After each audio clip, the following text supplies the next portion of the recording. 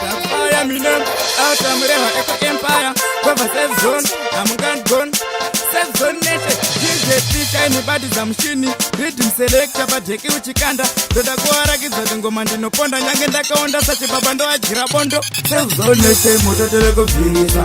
Yani wacho aroda kupekesa kana ano zviti anoda kudzimura. Ngete kufucheta kuona ndati safe zone nation mutotore kubvisa.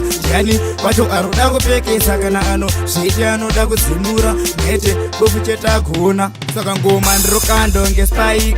Una mafanzi abva aisa like. Ngoma ndinomhanya kutopera tutu bike. Level rangu rakumbere kunge naiki. Vamwe pamangoma ndo achovha kunge bike. Enda unobvunza fano wangu kamba nokuudza pamangoma nanguva yekutamba ndobva safe zone. Hamungandikoni safe zone neche mutotore kubvirisa.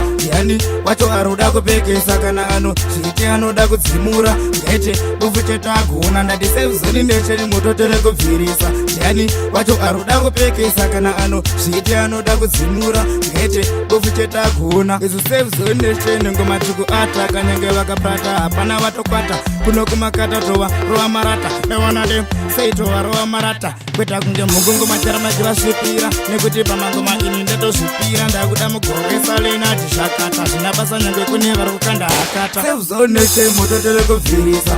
Yani wacho aroda kupekesa kana ano zviti anoda kudzimura. Ngete bufucheta kuona ndati safe zone neche mutotore kubvirisa. Yani wacho aroda kupekesa kana ano zviti anoda kudzimura. Ngete bufucheta kuona. Saka ngoma ndirokando ngespike. Una mafanzi abva aisa like. Ngoma ndinomhanya kutopera tutu bike. Level rangu rakumbere kunge naiki. Vamwe pamangoma ndo achovha kunge bike. Enda unobvunza fano wangu kamba nokuudza pamangoma nanguva yekutamba ndobva safe zone. Hamungandikoni safe zone neche mutotore kubvirisa. Yani wacho aroda kupekesa kana ano zviti anoda kudzimura. Ngete bufucheta kuona ndati safe zone neche mutotore kubvirisa.